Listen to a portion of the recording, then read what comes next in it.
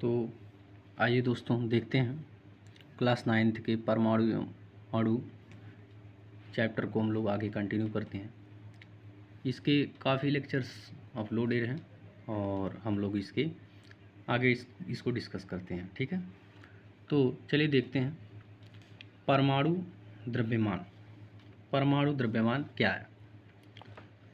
Dalton के परमाणु सिद्धांत की सबसे विशिष्ट संकल्पना परमाणु द्रव्यमान की थी। ठीक है, कह रहे हैं कि डाल्टन की जो सबसे यहाँ पर विशिष्ट जो संकल्पना थी वह परमाणु द्रव्यमान की थी कि परमाणु का द्रव्यमान क्या है। उनके अनुसार प्रत्येक तत्व का एक अभिलाक्षणिक परमाणु द्रव्यमान होता है, यानी कह रहे हैं कि जितने भी तत्व होते हैं उनके एक द्रव्यमान उनका अलग होता है। ठीक है, डाल्टन का सिद्धांत स्थिर अनुपात के नियम को इतनी भली भांति समझाने में समर्थ था कि वैज्ञानिक से प्रेरित होकर परमाणु द्रव्यमान को मापने की ओर अग्रसर हुए। डाल्टन ने जो स्थिर अनुपात का सिद्धांत दिया था उससे बहुत ही वैज्ञानिक क्या हो गए, प्रभावित हो गए और उन्होंने अब ये जानने की तरफ अग्रसर हो गए हैं कि यहाँ पर परमाणु का द्रव्यमान क्या है।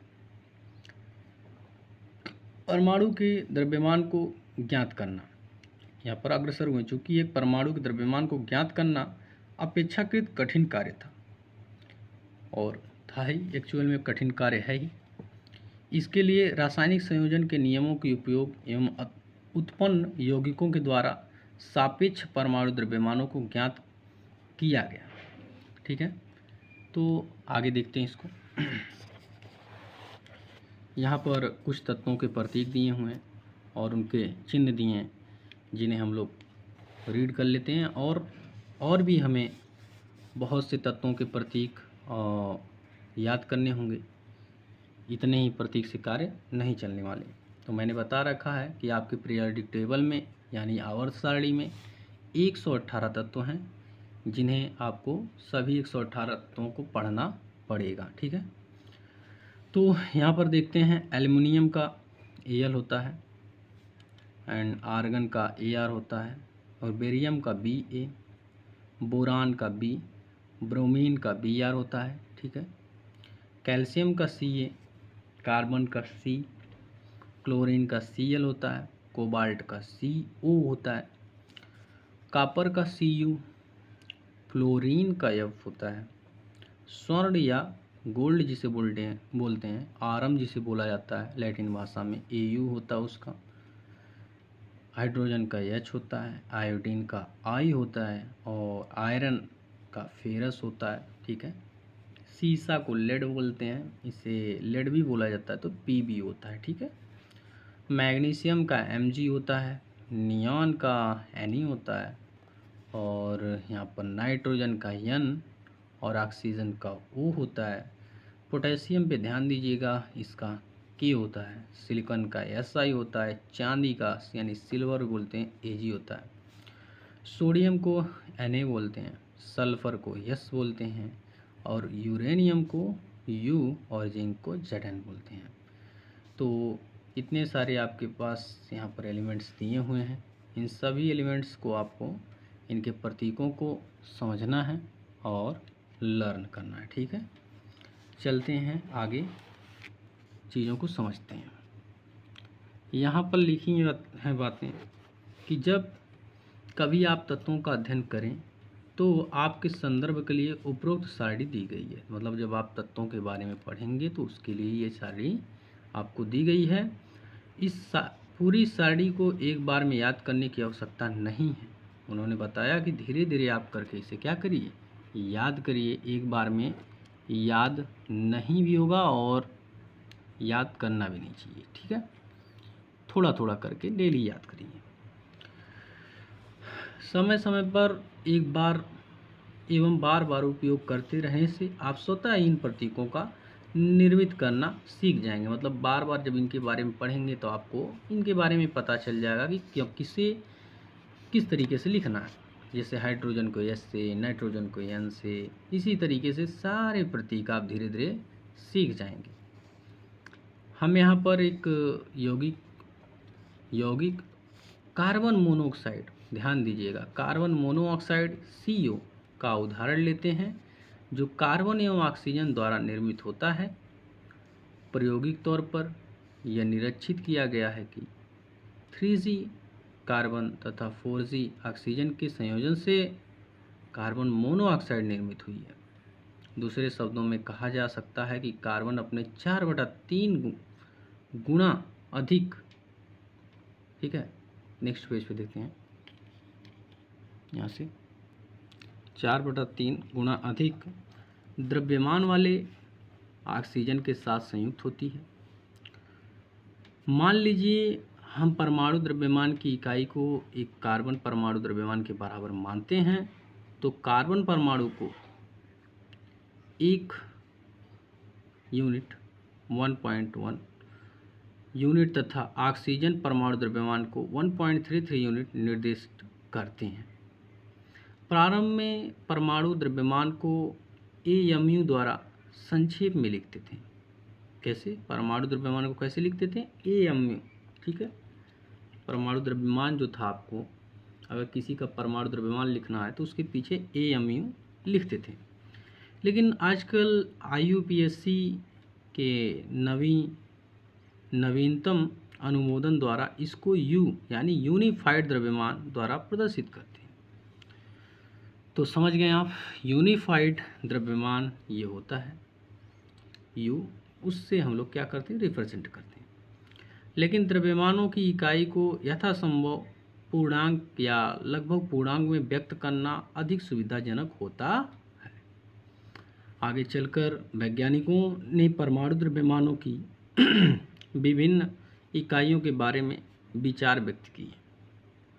मतलब बहुत से परमाणु द्रव्यमानों के बारे में अलग अलग से इन्होंने, वैज्ञानिकों ने विचार दिए, ठीक है। वैज्ञानिक जब विभिन्न परमाणु द्रव्यमानों की इकाइयों के बारे में शोधरत थे, तो उन्होंने प्रारंभ में प्रकृति जन्य ऑक्सीजन परमाणु के द्रव्यमान के 1/16 भाग को इकाई के रूप में लिया था।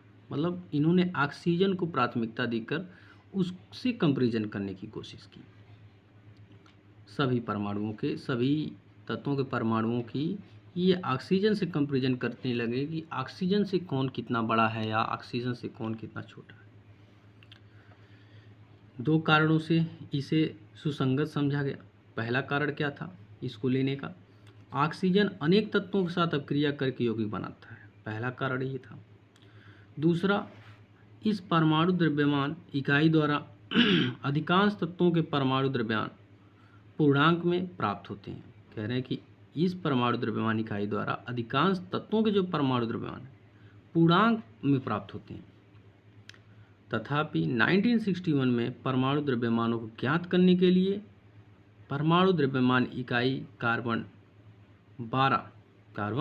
12 समस्थानिक यानी आइसोटोप को मानक संदर्भ के रूप में सार्वभौमिक रूप से स्वीकार किया गया था। ठीक है, कार्बन 12 यानी कार्बन 12 को लिया गया था। अच्छा, तथा कार्बन 12 समस्थानिक के एक परमाणु द्रव्यमान के 1/12वें भाग को मानक परमाणु द्रव्यमान इकाई के रूप में लेते हैं। कार्बन 12 समस्थानिक के एक परमाणु द्रव्यमान के सापेक्ष सभी तत्वों के परमाणु द्रव्यमान प्राप्त किए गए हैं। तो वही कह रहे हैं कि कार्बन 12 समस्थानिक जो था उसके सापेक्ष सभी परमाणुओं के द्रव्यमान क्या किए गए? निकाले गए। कल्पना कीजिए कि एक फल विक्रेता बिना मानक भार के फल बेच रहा है। बिना मानक भार के मतलब जैसे उसका पता ही नहीं है कि 1 kg कितना होता है, बिना भार की वो फल बेच रहा है। वह एक तरबूजा लेकर कहता है कि इसका द्रव्यमान 12 इकाई है। 12 तरबूजी इकाई अथवा 12 फल द्रव्यमान इकाई वह तरबूज के 12 बराबर टुकड़े करता है तथा पाता है कि उसके द्वारा बेचे जा रहे प्रत्येक फल का द्रव्यमान तरबूज के एक टुकड़े के द्रव्यमान के सापेक्ष है। कहने का मतलब वो एक तरबूज लेता है, उसे 12 भागों में डिवाइड करता है। यहाँ से फिर से देखिए, वह तरबूज के 12 बराबर टुकड़े करता है तथा पाता है कि उसके द्वारा बेचे जा रहे प्रत्येक फल का द्रव्यमान तरबूज के एक टुकड़े के द्रव्यमान के सापेक्ष में है। जितना भी वो फल बेच रहा है उस टुकड़ों के सापेक्ष में उसका मतलब द्रव्यमान है। ठीक है, इसको और भी आगे हम लोग अच्छे से समझेंगे। तो देखते हैं, इसके आगे समझते हैं। यहाँ पर जैसा कि चित्र 3.4 में आप देख रहे हैं, यहाँ पर दिखाया गया है कि अब वह फलों को सापेक्ष फल द्रव्यमान इकाई यानी FAMU में बेचता है।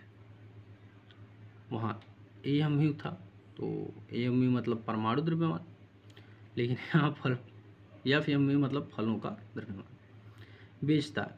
देख सकते हैं कि यहाँ पर एक फल का टुकड़ा इतना है, उसके सापेक्ष में ये फलों को क्या कर रहा है, बेच रहा है। आगे बढ़ते हैं। किसी तत्व के सापेक्षिक परमाणु द्रव्यमान को उसके परमाणु के औसत द्रव्यमान का कार्बन 12 परमाणु के द्रव्यमान के 1/12वें भाग के अनुपात द्वारा परिभाषित किया जाता है। आगे बढ़ते हैं, यहाँ पर और भी चीज़ों को समझते हैं। अभी छोटी छोटी चीज़ें आती जा रही हैं, उसे समझते चलते हैं। जैसे यहाँ देख सकते हैं कि सरडी 3.2 कुछ तत्वों के परमाणु द्रव्यमान जो आपने देखे, यहाँ पर देख सकते हैं ये सरडी है, इसमें कुछ तत्वों के परमाणु द्रव्यमान दिए ही गए हैं। जैसे हाइड्रोजन का 1 होता है परमाणु द्रव्यमान, कार्बन 6 नंबर पे आता है, परमाणु क्रमांक 6 है, लेकिन इसका परमाणु द्रव्यमान 12 है। नाइट्रोजन 7 पे आता है, इसका परमाणु क्रमांक 7 है, लेकिन परमाणु भार 14।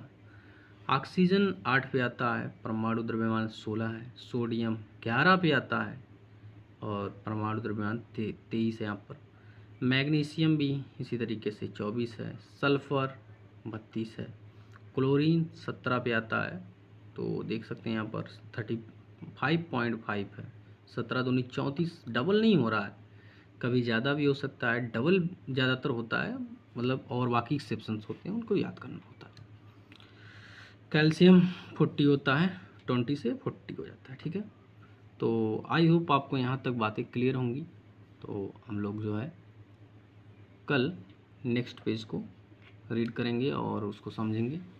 तो आप ऐसे ही वीडियो में बने रहें और एक एक लेक्चर आता रहेगा और उसे आप समझते चलें, तो आपका ये चैप्टर स्मूथली कवर हो जाएगा। ठीक है, चलिए, तो ये जो साइंस चल रही है, ये साइंस बहुत ही इम्पोर्टेंट है और इसे आप लोग ध्यान से पढ़िए और इसको ग्रुप में, स्टडी ग्रुप में आप लोग शेयर करिए। ठीक है, तो चलिए मिलते हैं नेक्स्ट वीडियो में।